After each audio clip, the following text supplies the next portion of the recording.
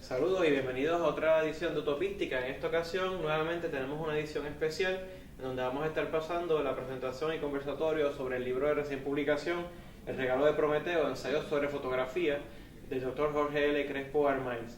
La presentación y el conversatorio van a estar a cargo del Dr. Jaime Parch y el Dr. Lanny Thompson. Estamos aquí contentos de tener una presentación, conversatorio sobre el libro de recién publicación del Dr. Jorge Crespo L. Armaiz, El regalo de Prometeo, ensayos sobre fotografía. Queremos primeramente estipular los saludos de rigor. Saludar al rector, el licenciado Alberto Maldonado, por estar aquí contar con nosotros y siempre darnos su respaldo. La vicerrectora, la doctora Mildred Huerta, asidua y visitante de nuestras actividades. Decanos, facultad, invitados especiales como el doctor Luis Vale, el doctor Luis González Vale, historiador oficial de Puerto Rico y además ex rector de Puerto Rico Junior College. También así saludar entonces al autor del libro primeramente, al doctor Jorge Crespo, y a nuestros dos recursos, primeramente al doctor Lanny Thompson, catedrático del Departamento de Sociología y Antropología de las Facultades Sociales en la Universidad de Puerto Rico en Río Piedras, y que en algún momento dado me dio cursos de sociología en mi bachillerato, y el doctor Jaime Parch, director de la colección Piñero. Y claro, también saludar a la señora esposa del doctor Crespo, Laura Ponte, que también está aquí con nosotros acompañándonos.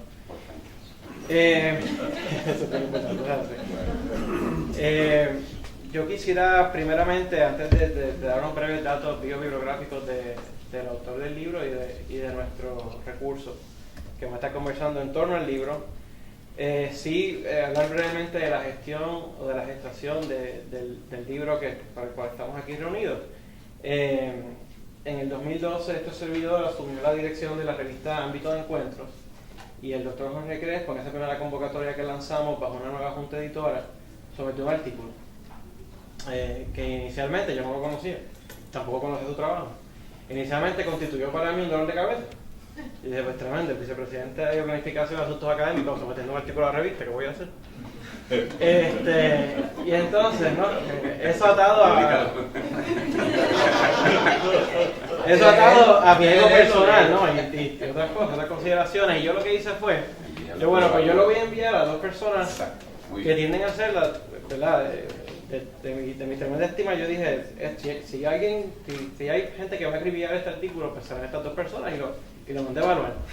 Yo dije, de forma tal que si estas dos personas, que para mí están en la mayor estima, por lo menos dicen que es pasable, pues está bien, pues pasa con ficha, porque son dos titanes los que están evaluando el artículo. Sí, claro. Ahora se puede decir, porque se publicó en la revista y está en el libro. Pero no era secreto. Entonces, pues nada, afortunadamente los dos evaluadores, yo no quería leerlo, de hecho, el artículo, en el momento. Los dos evaluadores lo recomendaron muy bien, los señalamientos fueron menores, entonces pues yo leí el libro, leí el artículo, y el artículo era de mucha enjundia, de mucho rigor, del debido rigor, y estaba muy bien escrito, así pues despejando todo tipo de dudas que tenía, y subsiguientemente pues me procuré pues, leer más de sus trabajos en la revista Cruces. Eventualmente volvió a someter uno que otro trabajo a nuestra revista Ámbito de Encuentros, y todos esos ensayos han sido muy bien escritos, son ensayos muy lindos, de hecho, muy bonitos, y además de rigor adecuado. Razón por la cual, cuando este servidor decide hacer algo con Ediciones UNE, porque no soy director ni nada por el estilo, decide hacer algo con Ediciones UNE, sacamos 2 o 3 publicaciones y si no me equivoco fue en la presentación o del libro de Denis Alicea que yo hice o en la que hizo Aragundo de mi libro o algo que usted vio mi libro y dice, qué bonito el libro, y así pues lo diseñó la Dani, que es tremenda grabadora y tal y tal. Y entonces pues ahí fue que yo le sugerí, pero quizás podamos recoger algunos de sus ensayos, porque yo sabía que el libro más reciente de él está en prensa, y ahorita les doy el nombre, pero que era un buen momento para recoger algunos de esos trabajos que había estado publicando en ámbito de encuentros de la revista Cruce y otros medios en forma de libros, porque quizás en otros ámbitos, en otros contextos, este tipo de libros no es inusual verlo en el mercado de libros, pero en Puerto Rico no es un tema que se trabaja mucho. Entonces yo creo que la virtud es parte del material del que trata, que entre otras cosas pues está la fotografía como el denominador común, pero por un lado denota que está muy bien educado en el aspecto técnico de la fotografía, y de hecho un poco chotea que el doctor cree una especie de fiebre también sobre el tema de trabajo, pero además la importancia que tiene la fotografía como objeto cultural y social. Y pues nada, yo dije, pues es un buen momento para recoger esto, pues ofrecí, dijo que sí antes que terminara la pregunta, y aquí estamos entonces para celebrar el libro, conversar sobre él. Pues miren, para compartir sobre el libro, doy unos datos. Primeramente, el autor del libro, Jorge Puermaíz, posee pues, una maestría en planificación del UPR y un doctorado en historia del Centro de Estudios Avanzados de Puerto Rico y el Caribe. Ya dije que era vicepresidente de planificación y asuntos académicos del Sistema Universitario Ana G. Méndez, pero además es catedrático auxiliar de la Escuela de Sociales y Humanas de aquí de la Universidad del Este. Y es autor de otros trabajos de fortalezas y situados, la geopolítica española en el Gran Caribe y sus efectos sobre el desarrollo monetario y económico de Puerto Rico entre 1582 y 1809. Es autor de este libro que estamos aquí para conversar sobre él, El regalo de Prometeo, y tiene actualmente en prensa Estereoscopía y sujeto colonial, contribución de la fotografía estereoscópica en la construcción del otro puertorriqueño entre 1898 y 1930. Primeramente, para conversar sobre el libro, contamos, pues, como les dije, con Lani Thompson, que además de ser catedrático del Departamento de Sociología y Antropología de la UPR en Río Piedra, es autor de los libros Imperial Archipelago, Representation and Rule in the Insular Territories under U.S. Dominion after 1898, y previo a eso, el libro Nuestra Isla y su Gente, la construcción del otro puertorriqueño en Our Island and Their People, que si no me equivoco, cuenta ya con 2 o 3 ediciones. Y luego del doctor Lani Thompson, pues vamos a contar con Jaime Parch, que es de la casa, tiene un doctorado en Historia del Centro de Estudios Avanzados de Puerto Rico y el Caribe también, y es autor de 2 libros hasta el momento, Jesús T. Piñero, El exiliado en su patria, y de la crisis del 1800, y este otro libro, La crisis del 1898, y su impacto en los institutos de vida religiosa en Puerto Rico. Y finalmente, y con esto cierro para dar paso al doctor Lani Thompson, nos complace decir que nos faltan todavía 2 o 3 actividades, pero estamos ya bajando la cuesta en lo que ha sido tal vez la jornada de actividad más intensa que ha tenido la colección Piñero, y me parece que es afortunado que sea así, debido a que nosotros estaremos más adelante en el año pues inaugurando lo que será, ¿verdad? Todos habrán visto desde la Valdoriotti o desde acá la construcción de la Biblioteca Jesús T. Piñero, que no está lista, pero está listo el logo, que es genial, es hermoso, en anticipación al edificio, y me parece pues que es apropiado, ¿no? que estemos encauzando todas estas actividades en camino a esa inauguración de la biblioteca. Así que sin mayor preámbulo, el doctor Lani Thompson.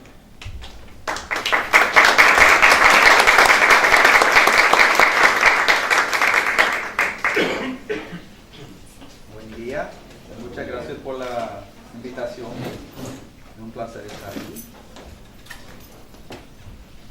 El regalo de Prometeo es una compilación de 6 ensayos, algunos publicados en revistas anteriormente, como Manuel explicó, y otros inéditos hasta este momento.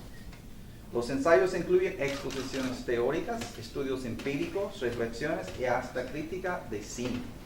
Todos giran alrededor de la interpretación de la fotografía como técnica, como producto, discurso y hasta protagonista. Jorge Crespo es gran coleccionista, pero con una distinción importante. Es coleccionista que analiza los objetos recolectados mediante las teorías académicas. Él organiza su colección como un archivo histórico, luego lo investiga y finalmente publica sus conclusiones. Así, su colección de vistas estereográficas fungió como archivo para su tesis doctoral, la cual pronto se publicará, ¿verdad?, como libro. 2 de los ensayos que componen el libro que presentamos hoy siguen el mismo patrón. El capítulo sobre las medallas metálicas de premiación a la labor fotográfica se basa en su propia colección. También el capítulo sobre los antiguos positivos de cristal, conocidos en inglés como lantern slides. Además, el autor investiga otros archivos, en particular los fondos fotográficos de Jack Delano y de la Farm Security Administration. En cuanto a lo teórico, Crespo basa sus investigaciones principalmente en las teorías del filósofo Walter Benjamin, el historiador de arte Irving Panofsky y el semiólogo Roland Barthes. Comenzaré mi discusión con este último. Barthes argumenta que la fotografía es una paradoja, porque en ella coexisten 2 mensajes: el analogón perfecto de la realidad, por el efecto químico de la luz en la placa fotográfica, y la retórica de la fotografía, que es producto de historia y cultura. Por tanto, Barthes elabora un realismo paradójico, ya que él combina precisamente un discurso mimético y el estudio de los signos en la sociedad, es decir, la semiología. Podemos reformular y ampliar la paradoja de Barthes de 2 maneras. Primero, la fotografía es un analogón de la realidad histórica mediada por un lenguaje también histórico. Barthes realmente no es historiador y no introduce literalmente la cuestión histórica, pero me gustaría formular y hacerlo de esta manera. Por un lado, funge como documento, la fotografía funge como documento archivo, un documento que podemos leer, interpretar, usar como evidencia. Y por otro lado, la fotografía expresa prácticas, usos, convenciones del pasado. Por ejemplo, hay cartes de visite, retratos etnográficos de pretensión científica, angelitos muertos de los velorios de los niños y discursos coloniales, y todos forman parte de repertorios lingüísticos históricos. Segunda reformulación. La fotografía es un analogón de la realidad simbólica mediada por un lenguaje fotográfico. Por un lado, capta la compleja realidad cultural y semiológica, las poses, expresiones, la vestimenta y los adornos, herramientas, pertrechos, todos forman símbolos concretos. Por otro lado, la fotografía posee sus propios vocabularios, expresiones y estilos, es decir, su propio lenguaje visual de composición. Por tanto, según mi análisis, hay 3 niveles de realidad: mimético, histórico y simbólico. La fotografía capta una materialidad que se ubica dentro de un contexto histórico y de prácticas que ilustran el despliegue de símbolos. Y hay 3 niveles de lenguaje visual: semiológico, histórico-cultural y fotográfico. El lenguaje visual se compone de símbolos que son a la misma vez particulares a ciertos entornos culturales, y los géneros de su composición son particulares a la fotografía. Ahora bien, Crespo toma en consideración estos diferentes niveles de realidad y lingüísticos. No obstante, en vez de un tono paradójico, él asume un tono antagónico. Continúa peleando en contra de la tradición mimética decimonónica. Su batalla en contra del curso mimético de la fotografía irrumpe en el primer capítulo y reaparece a través de los capítulos siguientes. Quizás tiene razón. La fotografía hasta el día de hoy conserva cierta mística realista. En su análisis de las medallas metálicas, Crespo presenta un argumento original. Los símbolos grabados en estas medallas articulan un mensaje en torno a la fotografía como espejo de la realidad. Este es el llamado discurso memético. La paradoja estribe en que el conjunto de elementos simbólicos, tales como el sol, el espejo, el prisma, la figura femenina, el templo, la corona de laureles, el halo, todos funcionan precisamente como mensaje del realismo literal de la fotografía. En este capítulo, Crespo utiliza hábilmente las categorías de Panofsky y procede meticulosamente de la descripción pre-iconográfica de las figuras y elementos a la descripción iconográfica del conjunto integrado de símbolos para terminar con su análisis iconológico, el descubrimiento del mensaje o discurso. Demuestra Crespo precisamente, y esto es la paradoja, cómo el discurso de realismo mimético se presenta mediante el despliegue de símbolos. Tenemos ejemplos ahí, ¿no? Walter Benjamin, tema del capítulo 5, señaló la importancia de los textos a pie de las fotografías. Benjamin argumenta que dichos calces dirigen la interpretación de la fotografía. En contraste, Barthes caracteriza el texto como un mensaje parasítico, es decir, que solamente tiene sentido o vida en relación con la imagen. Además de parásito, Barthes propone otra metáfora cuando argumenta que los textos anclan las fotos, es decir, que orientan y limitan las posibles lecturas connotativas de la imagen. Por tanto, Benjamin y Barthes coinciden en la importancia de los iconotextos, es decir, la interacción de texto e imagen, pero con matices diferentes. En la investigación sobre la colección de dispositivos de cristal, Crespo presta atención a los llamados iconotextos. Esta colección asemeja a una versión antigua de lo que sería en nuestro tiempo una presentación PowerPoint. Es una presentación oral de un texto con ilustraciones que se proyectan.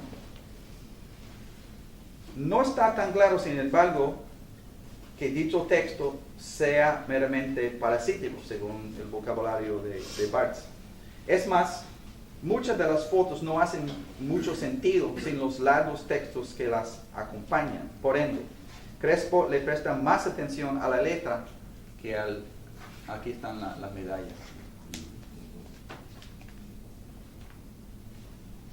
Y regresando al lantern slide. Presta más atención a la letra que al icono. Tal parece que esta colección remite al supuesto origen, según Barthes, de los iconotextos, el uso de la imagen como mera ilustración del texto. En el cuarto capítulo, Crespo presenta una fascinante desconstrucción de la famosa fotografía de la niña de la portada de Puerto Rico Mío de Jack Delano, que está ahí en la mesa. Se puede ver la foto. Es decir, él demuestra cómo Delano produjo la foto que conocemos. El proceso de dirección, pose, composición y selección se revela mediante el análisis de una serie de fotografías tomadas durante pocos minutos del mismo día. Obviamente tuvo que ir al archivo para encontrar los archivos de la foto. En cuanto a la relación entre las cosas y las fotografías y la conexión entre realidad y verdad, Crespo cita a Delano, y en inglés el idioma original: "Documentary photography does much more than show us what things look like. I feel impelled to probe into the depths of society in search of the essence of truth. What impels me to click the shutter is not what things look like, but what they mean. Así, la importancia de la fotografía no es su apariencia o su reflejo de la realidad, sino su significación, su verdad. Dicho de otra manera, la fotografía no representa la realidad, sino la interpreta en busca de la verdad esencial. Tal afirmación de la novelista expresa muy bien la visión de este excelente libro. Y cierro mi intervención hoy con una cita de Walter Benjamin, que también expresa la visión del libro de Jorge Crespo. A pesar de su crítica, es decir, de la crítica de Benjamin, a pesar de su crítica a la fotografía por perder el aura, por ser un objeto de cruda reproducción técnica, Benjamin escribe: en las primeras fotografías, el aura nos hace señales por vez postrera en la expresión fugaz de un rostro humano. Y eso es lo que constituye su belleza melancólica e incomparable. Muchas felicidades. Gracias.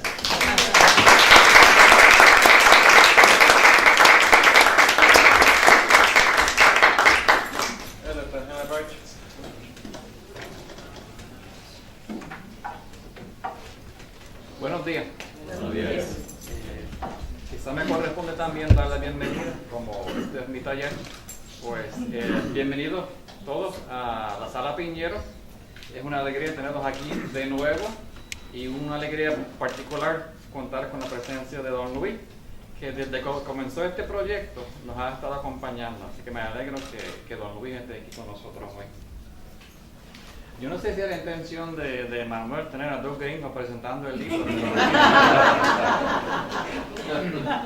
Bueno, paciencia. Quizás sería muy simplista reconocer que no tomamos fotografías de aquellas cosas, personas o lugares que preferimos olvidar. Damos por sentada la noción de que tomamos fotografías de aquellos sucesos, lugares o personas que deseamos recordar. Utilizamos la cámara, o quizás con mayor frecuencia hoy el celular, con el objetivo de guardar la imagen para futura referencia, para captar un momento que consideramos importante, para registrar un rostro que queremos conservar en la mente. En este sentido, entonces, el uso de la fotografía está íntimamente ligado a la memoria. Y en la introducción a su libro, El regalo de Prometeo, ensayo sobre fotografía, el Dr. Crespo nos advierte que el texto es una consideración de los usos que se le ha dado a la fotografía a través de los años. El libro reúne 6 ensayos que aparecieron por primera vez en varias publicaciones, pero la mayoría fueron publicados inicialmente en la revista de la UNE, Ámbito de Encuentro. Los escritos nos llevan a considerar el desarrollo de algunas de las principales controversias que han surgido alrededor de la fotografía, comenzando con su choque inicial en el siglo XIX con el mundo del arte y los artistas, entiéndase los pintores y sus seguidores, y terminando con un ensayo sobre la imagen en movimiento y su interpretación de la fotografía y el trabajo de los fotógrafos. Crespo nos invita a considerar el lugar de la fotografía en su relación con otras expresiones culturales, la pintura, la escultura, la numismática y el cine. Y a través de estos ensayos plantea también unos temas fundamentales, particularmente para universitarios. ¿Cómo llegamos a conocer y entender el mundo que nos rodea? ¿De qué manera podemos asegurar la veracidad de nuestras percepciones? ¿Existe alguna neutralidad en la imagen fotográfica con todo lo insegura y manipulable que es? ¿Y cómo podemos conocer las intenciones del fotógrafo? En el primer ensayo del texto, La chica de rosa y la silla vacía, el autor subraya el año 1839 como, cito, un punto de inflexión, el inicio de la transición de las artes plásticas a las industrias visuales. Es la cita. En ese año se presentó ante la Academia de Ciencias de París el daguerrotipo. Comienza lo que se podría llamar la masificación de la imagen. Es interesante que en ese mismo año en que se estrena la fotografía, en Francia también, Louis Blanc, uno de los precursores del socialismo, publica su ensayo La organización del trabajo, que expone el concepto de a cada cual según sus necesidades y a cada uno según sus capacidades. Esto nos indica que la fotografía hace su debut en un siglo XIX de enormes cambios sociales, culturales y políticos. Es la época de un nuevo imperialismo, de las últimas luchas de la vieja aristocracia por defender su mundo, y el surgimiento de una clase trabajadora masiva y militante. Ese mismo debut también trajo sus propias controversias, ya que en el mismo año que Daguerre presenta su fotografía, el inglés Fox Talbot también reclama para sí la autoría del proceso fotográfico en sus presentaciones ante la Real Sociedad en Londres. Crespo destaca en este estudio inicial las pretensiones de veracidad de la fotografía. Por ser un proceso físico o científico supuestamente dependiente solamente de las leyes de la química y de la luz para su funcionamiento, la fotografía y los primeros fotógrafos reclamaron una especie de acceso privilegiado a la verdad o las verdades. A diferencia del pintor, cuya obra era sin duda una interpretación del mundo, la fotografía reclamó ser parte de ese movimiento científico que transformaba el mundo a través del conocimiento y la aplicación de la razón. Desde el origen de las especies de Darwin hasta las obras de Marx y Engels, el siglo XIX fue testigo de un gran movimiento para desmitificar el mundo, y el pensamiento positivista de la época proveyó una gran justificación para los reclamos de objetividad de la fotografía. Pero Crespo nos recuerda que el tiempo y la experiencia han comprobado cuán limitada es la neutralidad científica de la fotografía. Trae varios ejemplos del pasado siglo y del presente en que imágenes fotográficas, varias de ellas conocidas mundialmente, han sido objeto de la manipulación con fines políticos, económicos o culturales. Termine este escrito invitando al lector a asumir una postura crítica ante las imágenes que saturan la sociedad del siglo XXI. En el segundo ensayo, el autor analiza los diversos modos en que la fotografía como arte y como ejercicio científico ha sido representada en la numismática, de las imágenes que vimos ahorita. El título del escrito es significativo: La fotografía como estandarte de la verdad y el progreso. Al examinar las medallas conmemorativas y de premiación que fueron creadas entre 1880 y 1920, se nota el uso frecuente de ciertos símbolos que nos comunican de qué manera la sociedad intelectual de la época entendía la función de la fotografía. Y uno de los objetos que aparece con mayor frecuencia en estas medallas es el espejo. Ese instrumento que nos devuelve lo que apreciamos como una autoimagen fiel y fidedigna. El espejo supuestamente nos comunica la indudable verdad sobre nuestro rostro, nuestra imagen, nuestra presencia en la sociedad. Así de fiel y exacta apreciaban los entusiastas de la época la función de la fotografía. En gran medida la fotografía se convierte en el medio perfecto de interpretación de la burguesía de la época.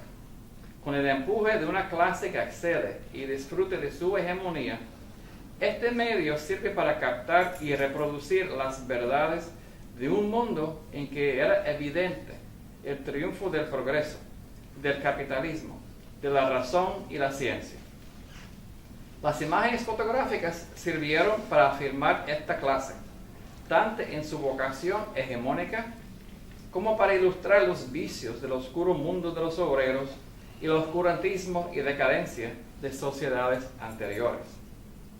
Hoy también hay muchos que estiman que la fotografía es un fiel reflejo de verdades que pueden esconderse de los humanos. Pero sabemos que el espejo tiene sus limitaciones, tanto por su construcción como por su uso. La filósofa francesa Simone Weil escribió que una mujer hermosa que ve su imagen en un espejo puede creer que esa imagen es ella. Una mujer fea sabe que no lo es.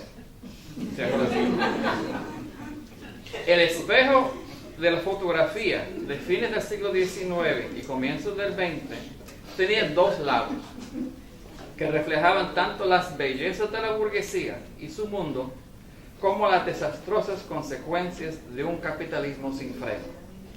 Y este otro lado del espejo nos lleva a considerar otros de los usos de la fotografía que se estudia en el libro, el uso moralista.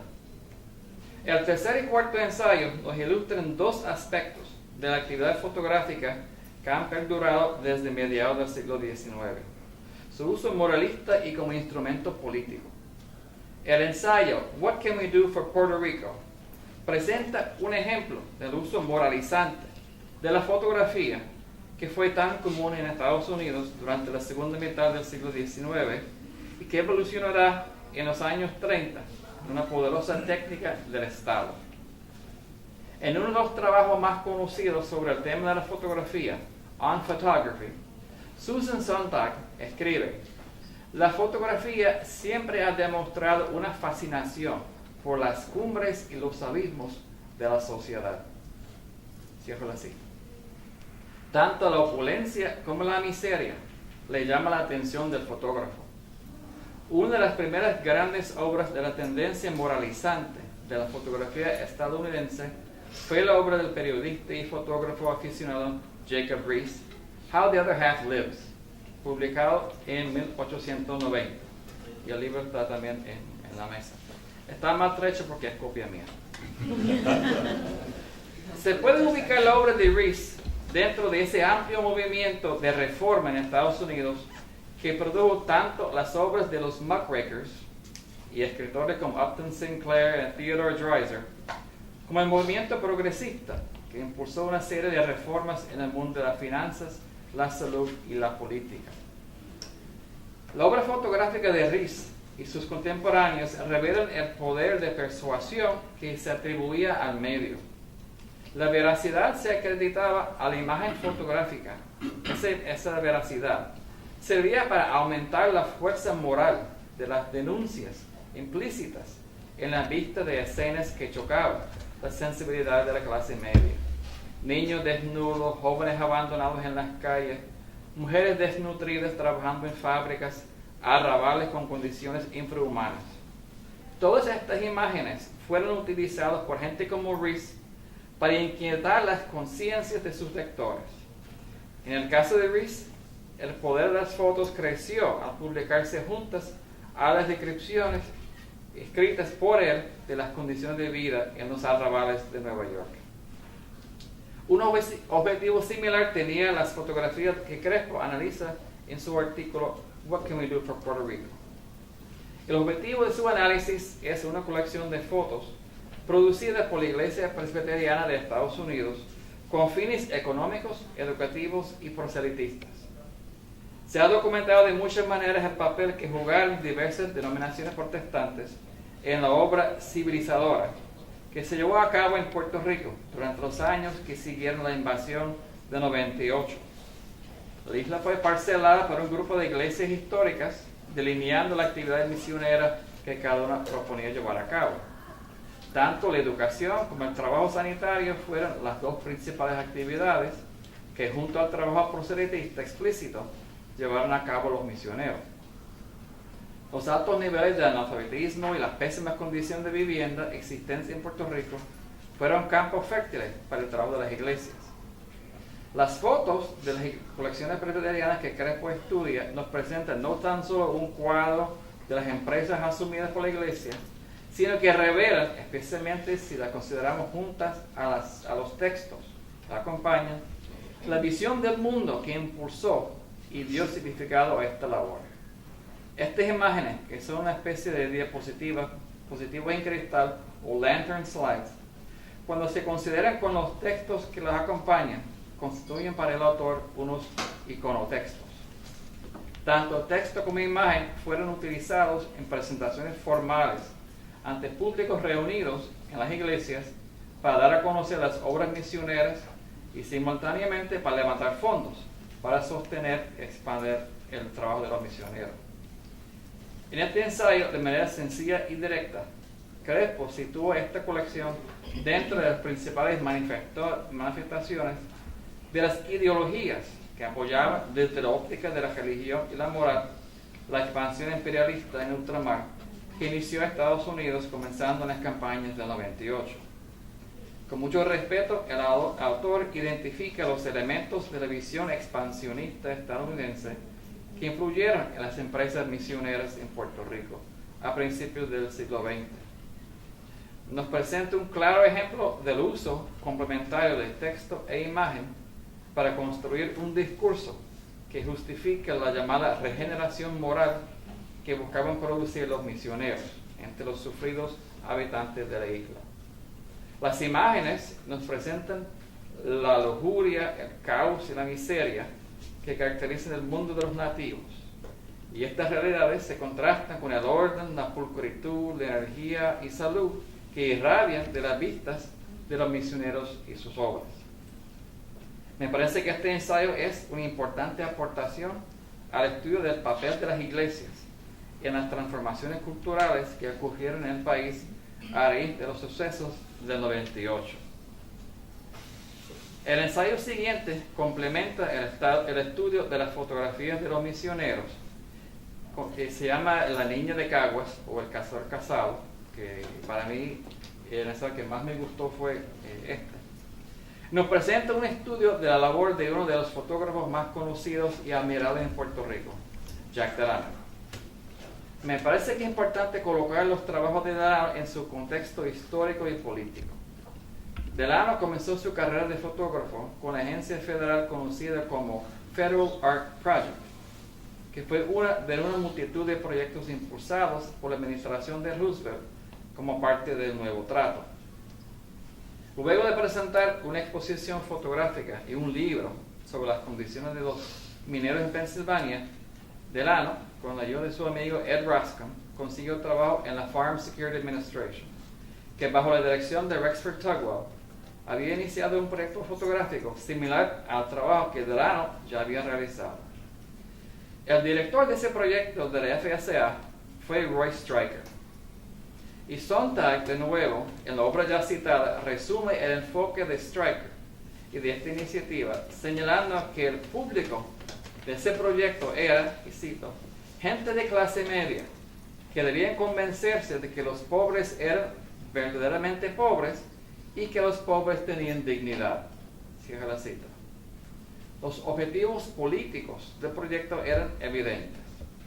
Por esta razón, fue objeto constante de ataques de parte del Partido Republicano, quienes vieron en prácticamente todos los programas Nuevo Trato amenazas a las libertades de la República y la influencia de agentes comunistas. Pero lo que me parece importante aquí son dos elementos: el vínculo directo y largo de Delano con proyectos políticos de naturaleza reformista o populista y su visión de la naturaleza de la fotografía. Crespo cita en su ensayo una reflexión que hace Delano sobre su propio trabajo. Y me gustó mucho la cita. Dice: para mí, una fotografía no es la realidad. Es tan solo una representación de la realidad. No creo que las fotografías nunca mienten. Mienten todo el tiempo. Claro, no es intencional. Según mi punto de vista, una foto no debe pretender representar la realidad. Lo más que puede hacer es interpretar la realidad. Cierro la cita. Si examinamos las fotos tomadas por Delano en Puerto Rico, durante los años 40, algunas de las cuales aparecen en este libro, podemos contrastarlas con las de un aficionado como Jacob Riis en fotos que él tomó medio siglo antes. Mientras las fotos de Riis nos presentan impactantes escenas de hambre, miseria y explotación, si examinamos las imágenes que presenta Delano, veremos también la vida de la gente pobre, agricultores, amas de casa, niños, etc. Pero no encontraremos el dramatismo de Riis. Y es que Riis utiliza la cámara como un arma para denunciar la explotación, producto de la avaricia del capitalismo de la Edad Dorada, o Gilded Age. Delano, por otro lado, nos presenta los rostros de la pobreza sin referencia al sistema y a la clase social que producen la pobreza. Delano, como su amigo Muñoz, exalta la dignidad del jíbaro como fuerza moral ante los desafíos. No existe, sin embargo, la denuncia de la explotación, sino que nos encontramos con el bootstrap de manos a la obra. Las imágenes de Delano no solo presentan las vidas y los rostros de los pobres, sino también defienden los programas de Roosevelt, Tugwell y Muñoz. En el quinto ensayo del texto, Crespo nos presenta algunos elementos del pensamiento de Walter Benjamin sobre la fotografía. Benjamin tiene un interés particular en la fotografía como ejemplo de la masificación del arte, producto de la sociedad industrial, y su importancia para los valores estéticos del siglo XX. Toma nota de la manera como en los siglos anteriores las obras de los pintores guardaban una aura en otro nivel de existencia. Cada obra de arte, la pintura por ejemplo, era única. Y él pregunta si la fotografía y la producción en masa de obras consideradas expresiones del arte podían conservar o deberían retener el aura de épocas anteriores. Porque a fin de cuentas, la foto la crea una máquina. La estatua o la pintura son creadas por las manos del artista. Recientemente tuve una experiencia que me ha ayudado a comprender quizás un poco mejor el aura de que habla Benjamin. En el mes de febrero, 2 nietos del gobernador Piñero vinieron aquí y donaron a esta colección docenas de fotografías, algunas del siglo XIX, la mayoría del XX. Estas fotos pertenecieron a su padre o a su abuelo. Y mientras estuvimos sentados en la mesa observando una a una las imágenes, se hizo palpable una cierta angustia en los donantes. Por un lado, sentían orgullo al poder donar estas fotos aquí a la colección y aportar al legado de la familia. Pero por otro lado, reconocían que había un abismo entre sus experiencias, memorias e historias y los rostros y escenas que aparecían en las fotografías. Esos objetos, las fotografías, a ellos les pertenecían como propiedad familiar, pero las memorias, los sucesos, las historias que podían dar sentido y contexto, esos artefactos no eran parte de su herencia. En nuestro análisis de estas fotografías faltaba un texto que diera sentido a esta mezcla de escenas y personas perdidas en un pasado para ellos desconocido. Y aquí quizás el enlace con el pensamiento de Benjamin. El filósofo subraya la necesidad e imperativo moral del fotógrafo de suplir un texto que acompañe sus fotos para evitar que ellas se conviertan en amontonamiento de imágenes. Ante la ausencia de un texto que dé significado a las fotos, las caras, las escenas, los paisajes guardan un aura para los descendientes de los fotógrafos. Las fotos se convierten en reliquias, en objetos de veneración, en vínculos semi-misteriosos a un pasado mayormente extraño, pero aún así admirado. Quiero agradecer al amigo Crespo el haber realizado el trabajo de revisar estos escritos y ofrecerlos de nuevo al público lector, y felicito a Ediciones Mune también por haber tomado la iniciativa de publicar este texto. Me parece que es una importante aportación a una tarea contemporánea urgente: alfabetizar, particularmente entre las generaciones jóvenes, sobre las imágenes. Pienso que nuestra sociedad, una sociedad que se ahoga en medio de inundaciones cada vez mayor de imágenes de toda clase. Necesita pasar por un nuevo proceso de aprender a leer, contextualizar y juzgar lo que nuestros ojos ven. Desde la prensa escrita hasta los selfies de nuestros celulares, nuestra visión del mundo es moldeada por imágenes. Y Sontag también dice, la comprensión del mundo comienza cuando no aceptamos su apariencia.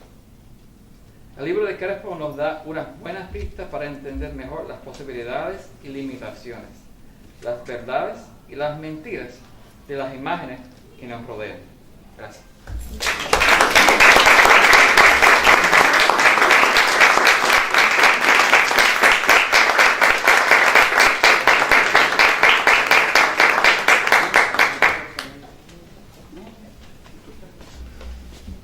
Agradecemos a los colegas y conservadores de Jaime Parch por dos tremendas presentaciones. Aprovecho de recordar que, ¿verdad?, se ha mencionado varias veces el nombre de Walter Benjamin, que este año se cumplen 75 años de su muerte, ¿no?, de otra gran víctima del nazifascismo, y que era un afanado de la glosa, como muy pocos, coleccionista, estudioso del coleccionista, e interesado en la minucia de muchos elementos de la vida cotidiana, para ver en ellos tal vez deseos, sueños frustrados, utopías por realizar. Y no está de más pues recordarlo, ya que se ha mencionado su nombre ya en varias ocasiones. Yo cedo a que el doctor Jaime, hay tantos años aquí, el doctor Jaime Crespo, si quiere, pues nada, hacer unos comentarios a modo de reacción de las presentaciones, y entonces luego pasamos a preguntas. Gracias. Pues nada, como le había dicho a Manuel desde el inicio, solamente dar unos agradecimientos porque he hablado demasiado ya del libro. En primer lugar, lo escribí aquí, hablando de tecnología, porque porque estoy bien nervioso. Yo no esperaba tanta gente aquí. Yo soy nervioso de por naturaleza y no esperaba tanta gente. No esperaba 2 consejeros de mi tesis doctoral, don Luis y Lani, están aquí. Así que estoy un poquito nervioso, así que voy a ser bien directo y bien objetivo. Muchas gracias a todos, sinceramente, por estar aquí esta mañana. Y también quería señalar de que este es el tercer libro que, gracias a Dios, he podido publicar. No es el primero, ni el segundo, el tercero. Pero es la primera vez que tengo una presentación de verdad. Una presentación académica de verdad, y se lo agradezco a la universidad.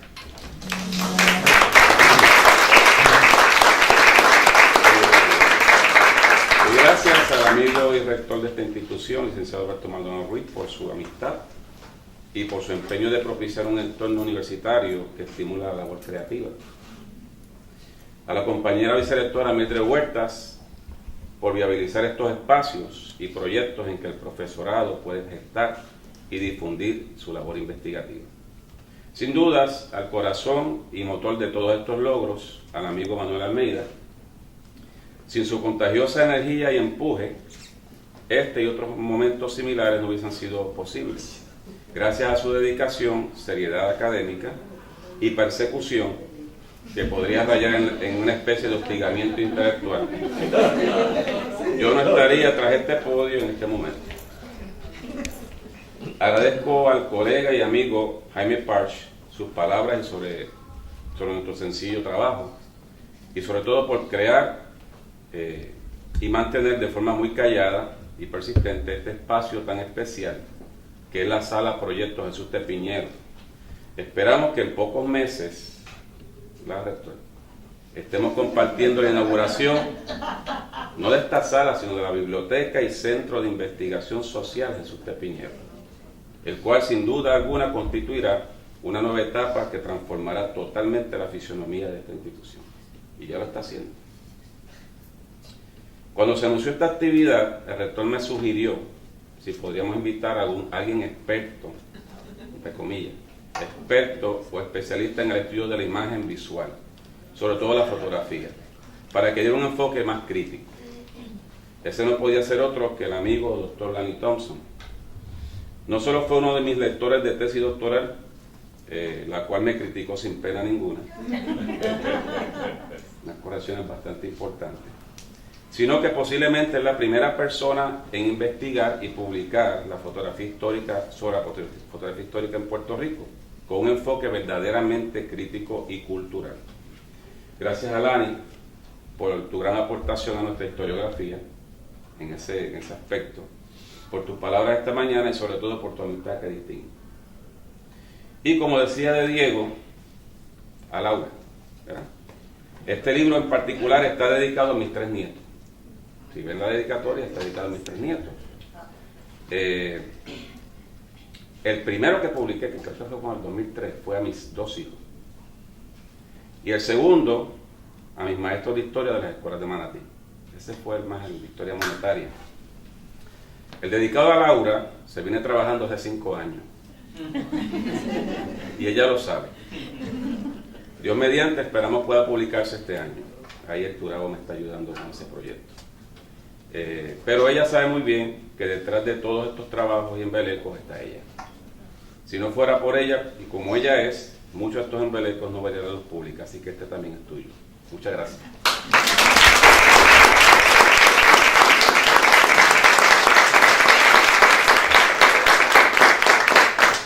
Pues ahora abrimos el piso de ustedes. El que quiera hacer algún comentario, pregunta, interpelar al autor, alguno de los presentadores. Comprar el libro. Comprar. Ese y otro. ¿Alguien quiere compartir alguna impresión?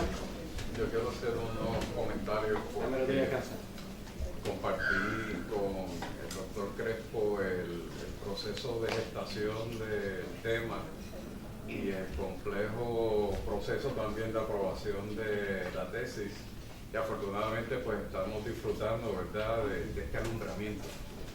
Yo creo que el trabajo que ha desarrollado Crespo, con la ayuda también de unos asesores académicos de primer orden en torno a ese tema de la relación entre la imagen, el texto y la construcción del contexto, la circunstancia en que se da ese contexto, es un punto de partida sumamente importante para superar la visión de la exclusividad del documento impreso como una fuente para construir el análisis histórico.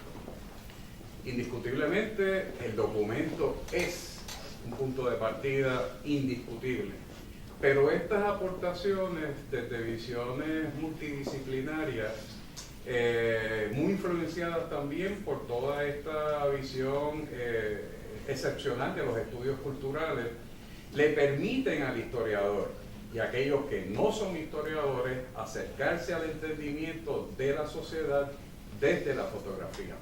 Me parece que los trabajos que ha publicado Jorge, así como los que se publicarán próximamente, apuntan en esa dirección de que los estudios y los análisis históricos puedan fundamentarse de igual forma en el documento visual.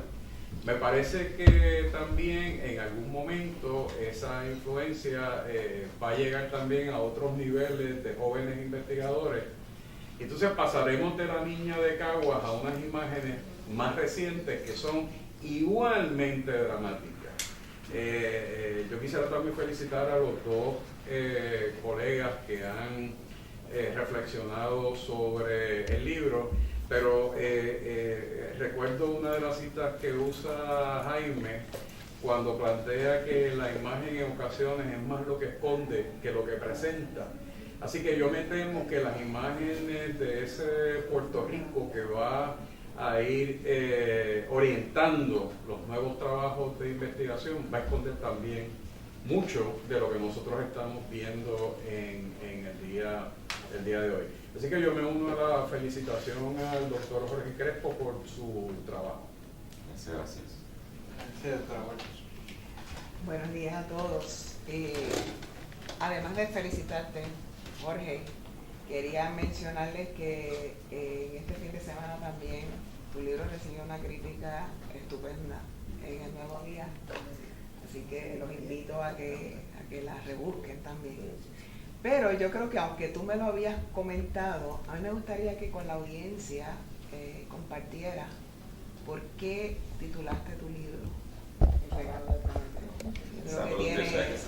Eso tiene una belleza detrás que yo creo que los que estamos aquí no debemos. Bueno, los que dejar de tengan ver. el libro, está en la introducción, está en el prólogo. De hecho, tuve que escribir el prólogo para explicar el título. Es una mezcla de cosas. Número uno, pues tenía que buscar un título catchy. Esa es parte de las publicaciones, ¿verdad, rector? Pero que tuviera algún sentido, ¿no? Y entonces, segundo lugar, me gustó mucho eso del idiota de Sócrates. Un idiota llamado Sócrates. Sé que el compañero pues, está bien envuelto en todas estas cuestiones de los filósofos griegos, etcétera, etcétera. Y até entonces con dos autores que yo cito, y particularmente uno que lo admiro mucho en este campo de lo visual, que es Joan Fontcuberta, catalán, que él tiene muchos libros buenísimos, pero uno de ellos reciente, que lo cito en el libro, se llama La Cámara de Pandora. En vez de la caja de Pandora, la Cámara de Pandora, porque él también analiza críticamente la fotografía. Y otro, que no recuerdo el nombre ahora, pero es el brasileño, que hace poco publicó un título que se llama Los rostros de Medusa. Todo el hilo conductor es Grecia, ¿no? Grecia. Entonces, pues, me acordé del viejo Prometeo. Ese viejo Prometeo, ese viejo titán, uno de los titanes originales, que pues, la historia es larga, pero interesantísima, ¿no? Él y su hermano fueron comisionados por Zeus para ponerle nombre a todas las cosas. Él y Epimeteo. Ponle nombre a esto, ponle nombre. Pero Epimeteo se mandó y le puso todos los nombres y todos los atributos a los animales, y cuando llegó al hombre ya no había nada que ponerle al hombre, ni darle nada al hombre, ni atributos, ni nombre. Así que Prometeo se entristeció mucho porque no tenía nada que dar al hombre, y se le ocurrió robar el fuego de los dioses para que el hombre se calentara y se alumbrara. Así que le dio ese regalo y ustedes saben la historia, ¿no? Fue castigado por eso, se molestó mucho, que era chismoso, ¿sí? Y lo condenó, le encadenó a una montaña, todos los días venía un buitre y le comía el hígado volvía a crecer, el otro día volvía, se lo arrancaba, y así estuvo por siglos y siglos hasta que se escapó de alguna forma u otra y se liberó de esa. Por escaparse lo hicieron Dios, de Titán lo pasaron a la categoría de Dios, por ser ascendido. Pero Zeus se quedó con esa espinita y para castigarlo, ¿verdad? Y esta es la parte antifeminista de la historia, creó a Pandora y se la dio como esposa, con la famosa caja. Prometeo era tan inteligente que no la cogió, dijo que ella no la quería como esposa, pero Epimeteo, su hermano, la tomó y pues se quedó con Pandora, y un buen día Pandora dio con abrir la caja y aquí están todas las maldades y todas las penurias que el ser humano pasa. Y como bien digo en el libro, pues yo comparo a Daguerre, que no fue el inventor de la fotografía. Está el famoso, de hecho está que si Nipse, que si Daguerre, que si Talbot, que si el famoso brasilero, que 3 o 4 años antes que Daguerre en Brasil ya había fijado imágenes. Pero Nipse fue el primero definitivamente en Europa. Y yo comparo a Daguerre como ese Prometeo que en este caso pues, tomó la luz y la propiedad no física de la luz y de fijar la luz en la imagen sobre una imagen fija sobre alguna superficie, y le trajo ese regalo con sus implicaciones de Pandora a la humanidad, ¿no? Con todo lo que hemos explicado aquí de su uso, problemas y virtudes, ¿no? Así que un poquito pues por ahí fue que me fui.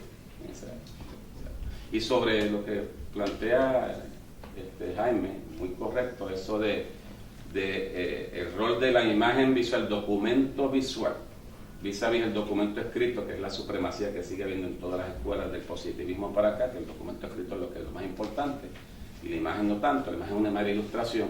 Sobre eso, cuando salga el próximo libro, lo compran, por favor.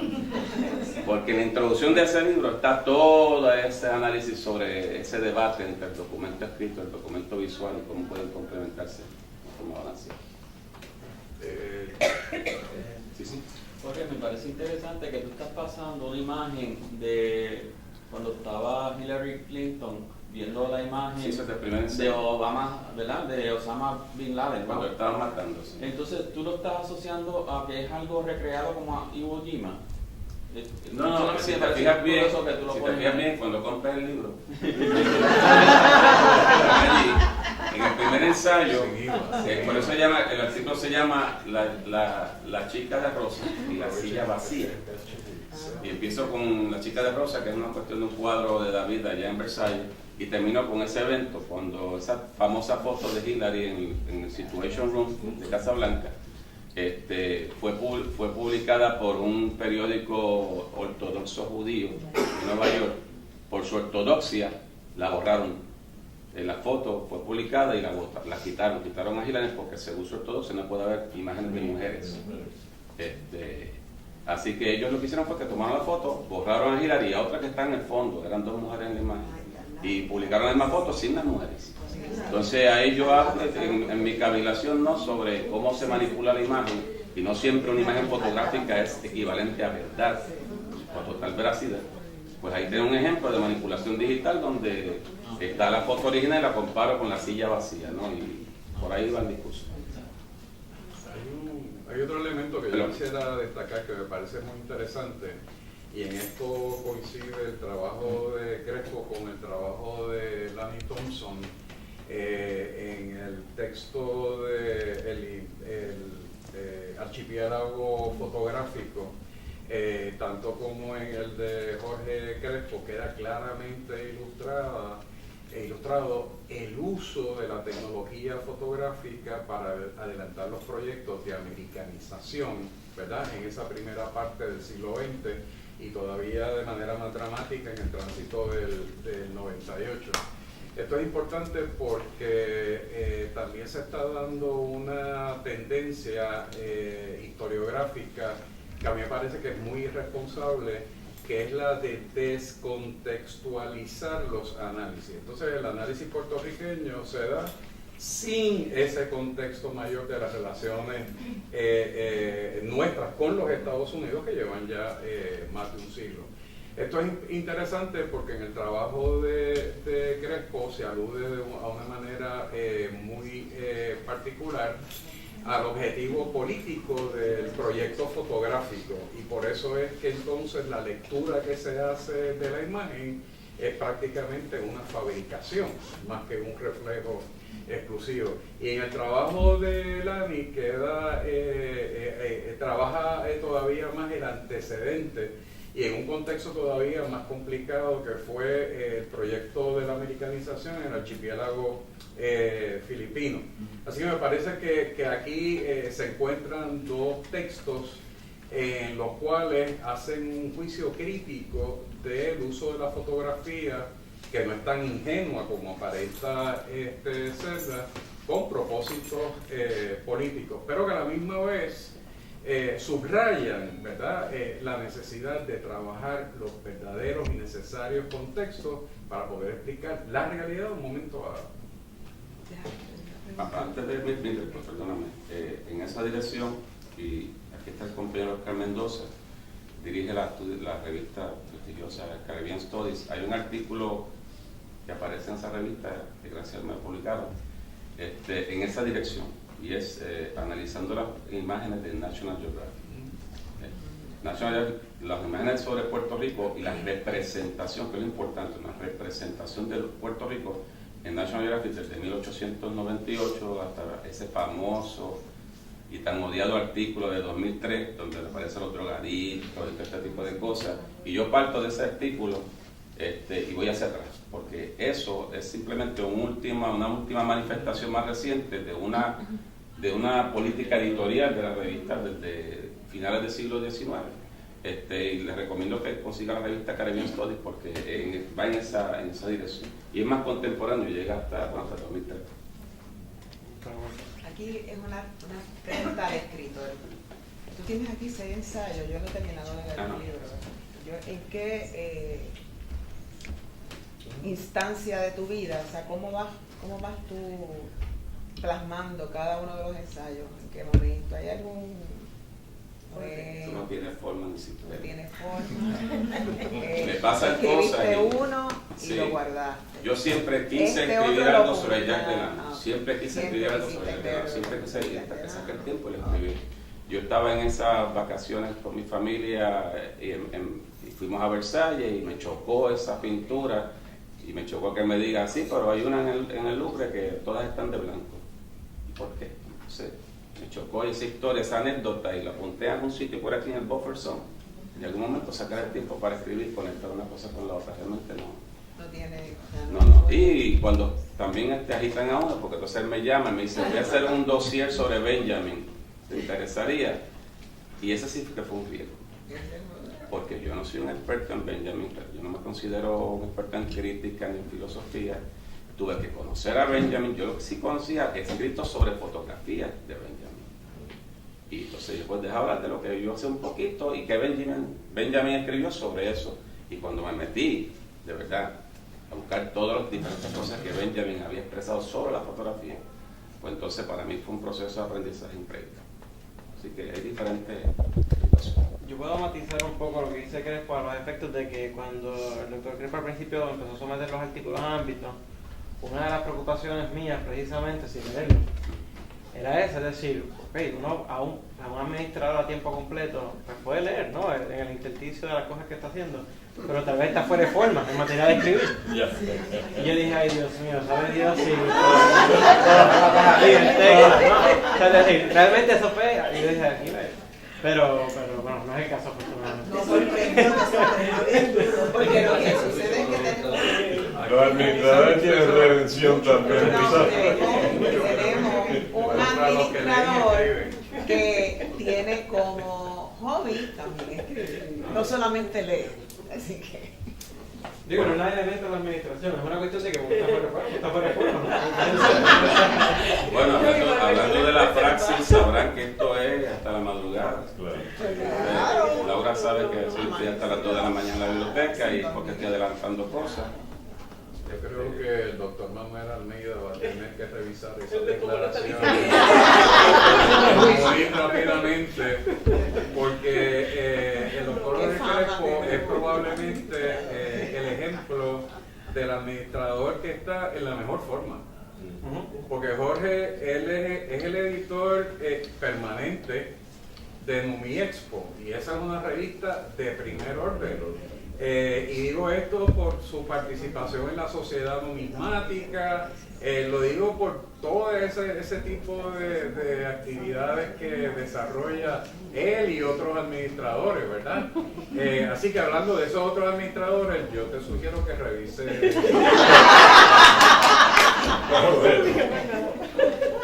No digo nada. Y volviendo a la pregunta de Mildred, pues aquí tengo escrito como 5 títulos de cosas que me gustaría escribir. Pongo el título y después, si Dios me da la ayuda, ¿verdad? Y lo puedo, pues tengo como 4 más pendientes. Pero eso es cuando parezca el tiempo.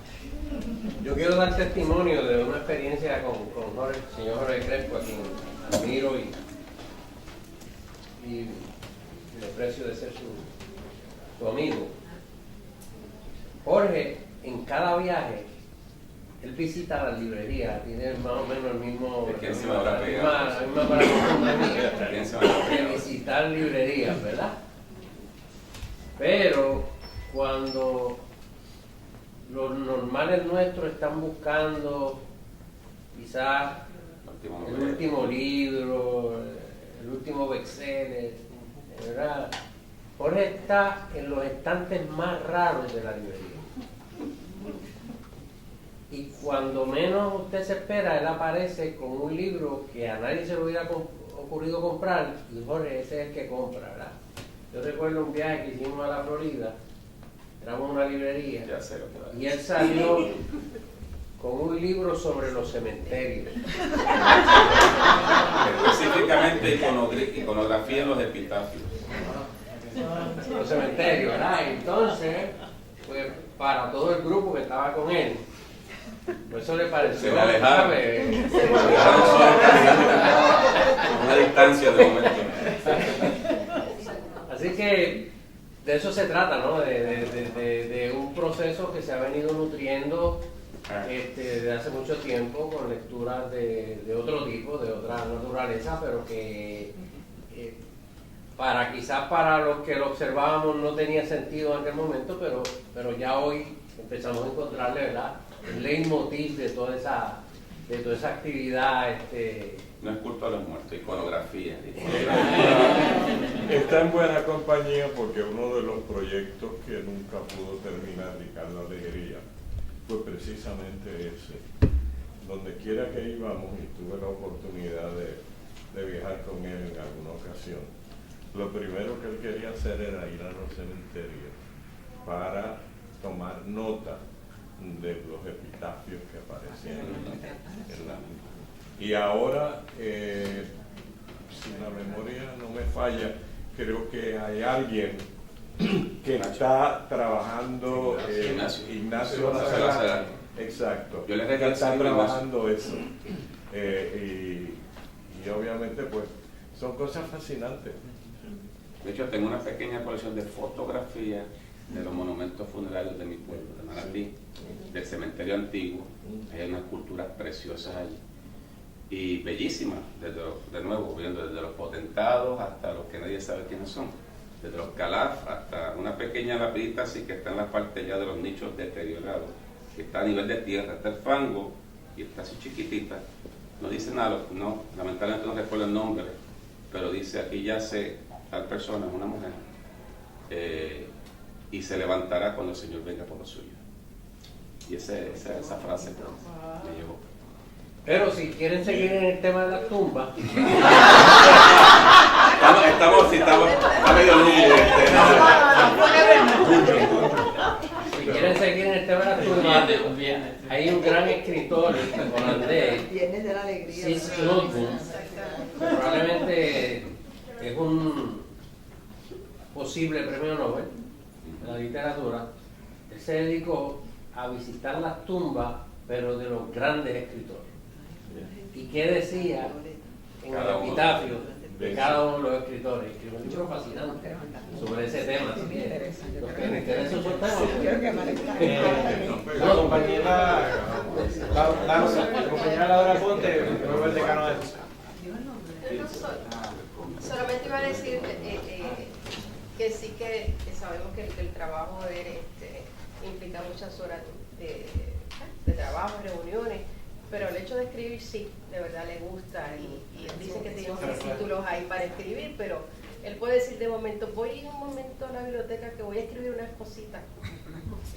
Y cuando yo le digo, sí, escribiste unas cositas, él me dice, voy a escribir unas paginitas, y cuando baja yo le pregunto, sí, paginitas, ha escrito como 10, 15, 20 páginas en un ratito, ¿verdad? En cuestión de media hora y todo, tiene esa capacidad, le gusta, ¿verdad? Así que, escritor. Doctor Luis Mayer. Sí, quiero felicitarte por el libro. Y obviamente cuando yo hice la lectura, obviamente, como dice la vicerrectora, hay diferentes instancias en que vas construyendo. Al escuchar a los dos compañeros, obviamente hay una poética en esa construcción. Y al unir varios discursos que los compañeros han aludido aquí, el contexto del texto escrito, ¿verdad?, el contexto de la referencia histórica y obviamente la imagen. Obviamente el cuestionamiento, como muy bien presentaron, principalmente esa cuestión de la realidad o irrealidad. Hay una poética de ironía a lo largo de ese discurso de la poética y la relación dialógica que tiene cada ensayo, ¿verdad? Partiendo, yo vengo de la sociología literaria, ¿verdad?, partiendo de Lucien Goldman y Lina Choson, que trabajan con la parodia de este discurso. Obviamente hay un subyacente en cada una, ¿verdad? Todas son irónicas, todas son paródicas, etc. Pero el subyacente de la realidad es la visión del mundo que hay detrás. Y obviamente esa relación dialógica la está demostrando, y no sé, no conozco la tesis, pero sé que con los dos compañeros, y más con Luis González, con Luis Valle, ¿verdad?, ahí detrás, sé que hay ese discurso, ¿verdad?, irónico, paródico, pero hay una realidad y una visión del mundo que es la realidad histórica y sociológica, que muy bien planteó, que yo creo que está ahí muy bien establecida en ese libro. Que hay una poética.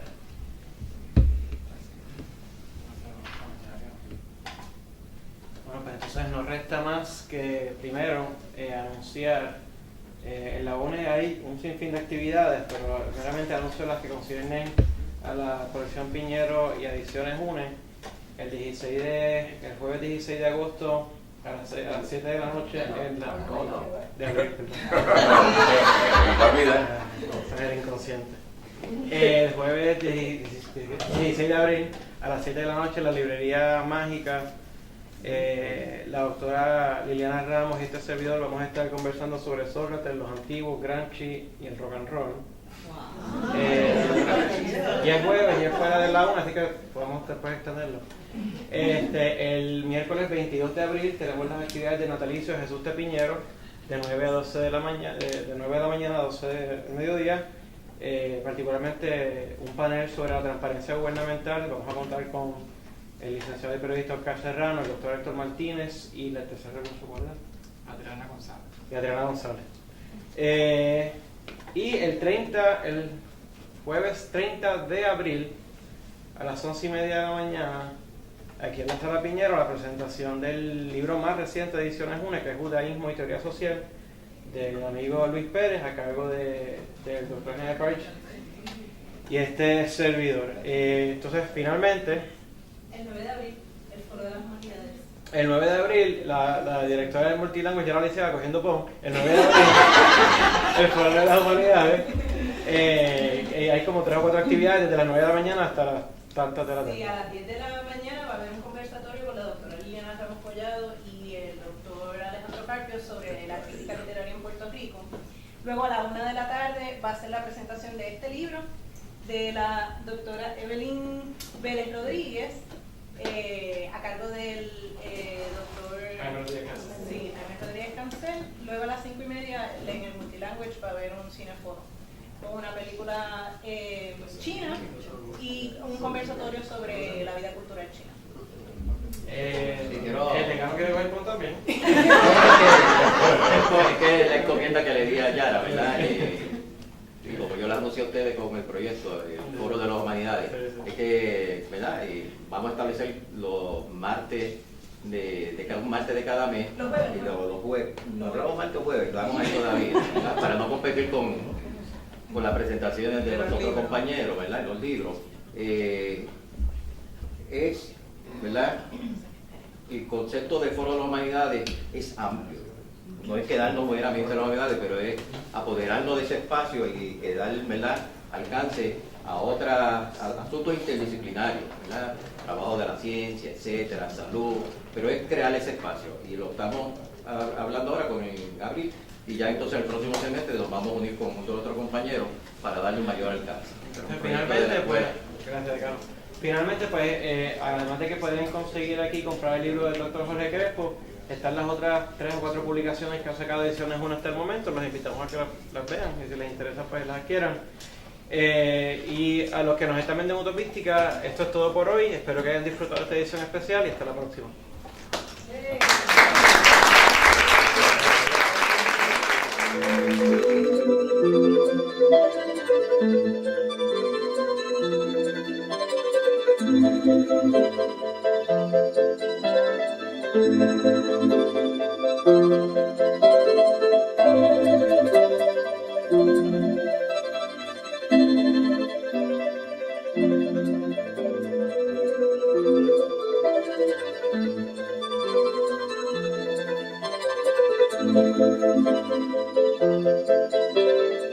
Thank you.